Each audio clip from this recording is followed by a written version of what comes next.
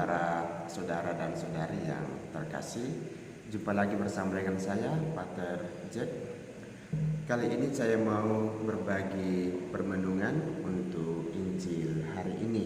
Ya, saya harap bahwa saudara dan saudari di rumah sudah membaca kisah Injil hari ini, yaitu dari Lukas bab 6 ayat 6 sampai 11 ya. Saya tidak perlu membacakannya, tapi saya akan mencoba mengisahkan ulang apa yang terjadi dalam kisah tersebut. Jadi Yesus dalam kisah itu berhadapan dengan ahli-ahli Taurat dan orang Farisi.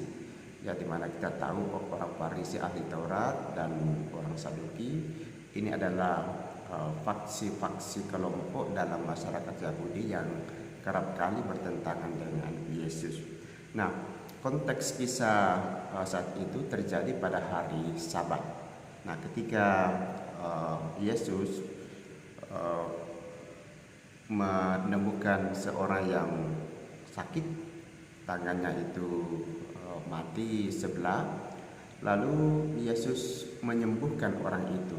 Nah, ternyata ahli Taurat dan orang Farisi waktu itu tidak suka dengan Yesus. Mengapa? Karena mereka menganggap Yesus ini melanggar ketetapan hari Sabat.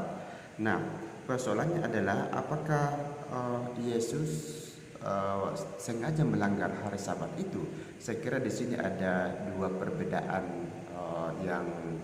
cara pandang yang terjadi ya, yang dialami cara pandang dari orang-orang Farisi dan orang-orang ahli Taurat itu menerapkan Sabat, ajaran yang mereka timba dari Taurat itu dengan kaku ya, dengan lahiriah.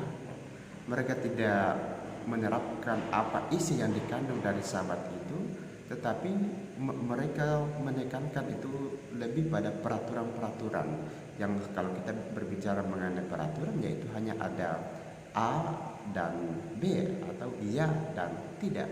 Tetapi konsep mereka ini itu berbeda dengan apa yang dipahami oleh Yesus. Bagi Yesus, hari Sabat memang baik untuk manusia, tetapi hari Sabat itu ditujukan bukan untuk mengekang manusia. Makanya Yesus mengatakan hari Sabat dibuat untuk manusia, tetapi bukan manusia untuk hari Sabat. Artinya apa? Artinya bahwa ya hari Sabat itu hanya berfungsi sebagai sarana untuk membantu manusia itu memperoleh hidup yang lebih baik, atau dengan kata lain supaya manusia itu selamat. Maka hari Sabat dan peraturan-peraturan lainnya yang muncul dari Taurat itu dilihat oleh Yesus sebagai sebuah bentuk sarana yang mana akan membawa keselamatan manusia lebih dekat dengan Tuhan pencipta kita. Nah, sementara orang-orang Farisi dan ahli-ahli Taurat tidak pernah berpikir seperti itu. Mereka hanya menekankan aturan. Nah, karena itu Yesus berani menyembuhkan orang yang tangannya tadi mati itu, walaupun itu adalah hari Sabat. Dan karena Yesus melihat semua hukum-hukum yang kita lakukan itu bermuara pada ungkapan kemanusiaan, bermuara pada ungkapan cinta kasih. Maka tidak ada gunanya kita melakukan peraturan-peraturan dari Taurat, termasuk mengikuti ketetapan hari Sabat, kalau kemudian justru hari Sabat itu menjauhkan kita dari tindakan kemanusiaan, menjauhkan kita dari sesama, menjauhkan kita dari perbuatan-perbuatan yang membawa kesejahteraan untuk sesama. Nah, maka Yesus kendati pun bertentangan dengan orang-orang Farisi dan ahli Taurat, dia tetap memberi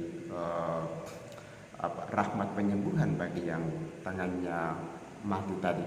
Nah, ini membuat orang Farisi tidak senang tentunya, tetapi Yesus akhirnya bisa menjelaskan, bisa bersoal jawab dengan orang-orang Farisi itu. Dan ya, kita tahu orang-orang Farisi ahli Taurat itu memang pada akhirnya tidak pernah dalam setiap perjumpaan mereka dengan Yesus, mereka tidak pernah menang melawan Yesus dalam segala bentuk perdebatan-perdebatan yang ada.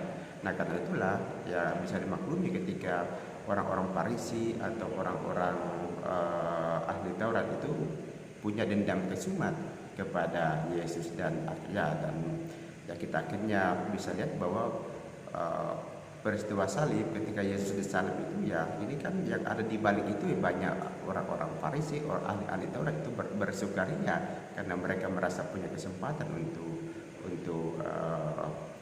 membuat Yesus itu tersingkir dari kehidupan mereka. Nah, para saudara dan saudari yang saya kasihi, dalam hidup kita ini juga kerap kali kita bersikap seperti orang-orang Farisi dan ahli-ahli Taurat ya. Kita hanya bisa fokus pada ketentuan-ketentuan yang sifatnya itu aturan-aturan lahiriah, tetapi kita tidak menangkap isi dari sebuah aturan yang kita terapkan. Nah, prinsipnya ajaran Yesus itu sangat jelas.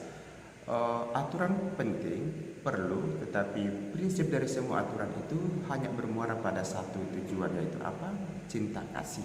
Maka sehebat apapun kita mengikuti peraturan-peraturan, tetapi kalau aturan-aturan itu hanya yang sifatnya kaku lahiriah pada kulit-kulit atau tidak sungguh-sungguh membawa orang pada sebuah bentuk keselamatan, maka aturan-aturan itu hanya terbatas pada aturan-aturan saja yang kemudian bisa membuat orang kaku, bisa membuat orang tidak bisa berbuat apa-apa, bisa kemerdekaan orang itu terancam dan sebagainya.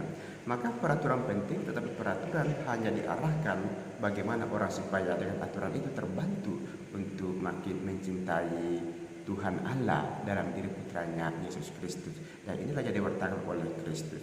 Dalam kehidupan kita juga ya bisa juga seperti itu. Kita menjadi kaku karena kita tidak sungguh-sungguh menangkap isi dari apa yang mau disampaikan kepada kita melalui aturan itu. Maka sangat penting bagi kita itu untuk mengerti apa isi pokok yang ingin diwartakan daripada hanya melihat kulit-kulit dari luar mengenai bacaan-bacaan yang kita baca teristimewa dari Injil ya, dan secara khusus Injil hari ini. Kita semua diajak untuk seperti Yesus. Ungkapan kasih kita itu menjadi ungkapan yang nomor satu dalam segalanya, ketimbang hanya pada aturan-aturan yang kita hadapi dalam kehidupan kita ini ya. Dalam kehidupan kita juga ya tentu banyak kaidah-kaidah yang harus kita ikuti dalam masyarakat ya. Tidak boleh ini, tidak boleh itu ya. Itu wajar dan memang kita hidup bersama itu memang perlu ada aturan. Tetapi prinsipnya ketika kita mengikuti semuanya itu adalah aturan itu membantu kita untuk makin mampu mengarahkan diri pada tindakan belas kasih, tindakan kita yang manusiawi kepada sesama, atau tindakan-tindakan kita yang diharapkan itu bisa membantu atau mengkondisikan situasi di sekitar kita, sesama kita untuk makin memperoleh kesejahteraan dirinya. Aturan-aturan tidak boleh dipakai sebagai sarana untuk mengekang orang lain atau dipakai untuk menghilangkan hak-hak orang lain. Aturan yang ada mesti dihayati dalam kemerdekaan, dan orang-orang Kristen mesti menghayati aturan-aturan itu. Dalam gereja kita punya ya banyak juga aturan ya, aturan-aturan iman, kita punya aturan-aturan moral mengenai perkawinan, kita punya aturan-aturan hukum mengenai pokok-pokok iman. Tetapi sekali lagi aturan-aturan itu sifatnya akan membantu kita untuk bisa fokus atau bisa makin membawa pengertian yang mendalam bagi kita untuk memahami satu hal, yaitu bagaimana kita makin mencintai Tuhan dan bagaimana kita makin mencintai sesama.